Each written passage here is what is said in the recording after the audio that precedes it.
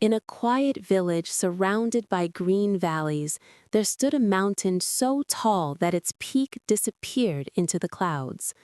The villagers called it the Silent Mountain. They believed it was magical, they believed it was dangerous, and they believed no one who climbed it ever returned the same.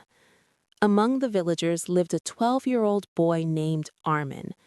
Armin was not the strongest boy, he was not the fastest, but he had something special: curiosity. Every evening he would sit outside his small home and stare at the mountain glowing pink in the sunset. "One day," he whispered, "I will climb you." The villagers warned him. "The mountain tests your heart," the elder said. "It shows you who you truly are." But Armin was not afraid. He wanted to discover who he truly was. One early morning before sunrise, Armin packed a small bag: bread, water, a rope, and his father's old wooden walking stick. The air was cold and quiet as he stepped toward the mountain path. The first part was easy. Birds sang, the wind was gentle. But as he climbed higher, the path grew narrow and steep. Loose stones slipped beneath his feet. He almost turned back. Almost. Then he remembered something his mother once told him.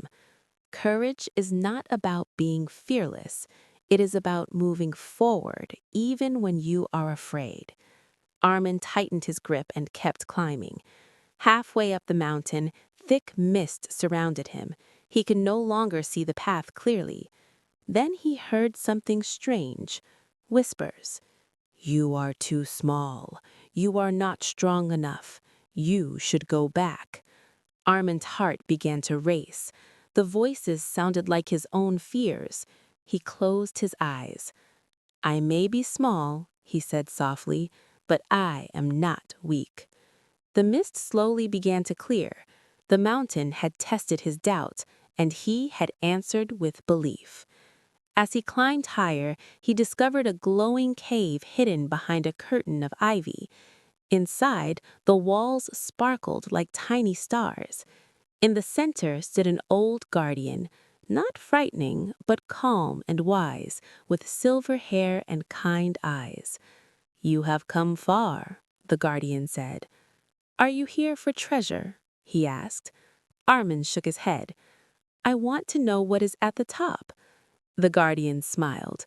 "Most who come seek gold. Few seek growth." He stepped aside. "The final path is yours." Near the peak, dark clouds rolled in suddenly. Thunder echoed across the sky. The wind pushed against Armin fiercely. He slipped and fell to his knees. For a moment, he felt like giving up. "This is too hard," he whispered. But then he looked down. He saw how far he had already climbed. Every step, every fear, every challenge.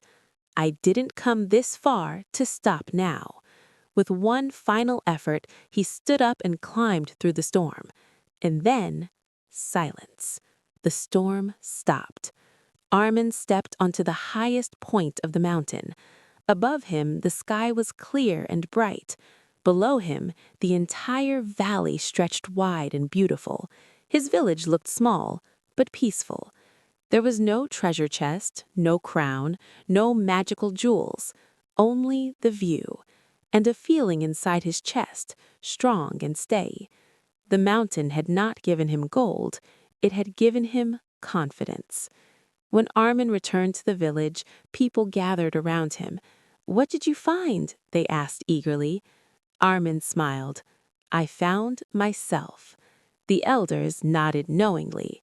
From that day on, Armin was no longer just the curious boy who stared at the mountain. He was the boy who climbed it. And the mountain still stood tall, not as something to fear, but as a reminder. The greatest adventure is not reaching the top, it is discovering the strength within you.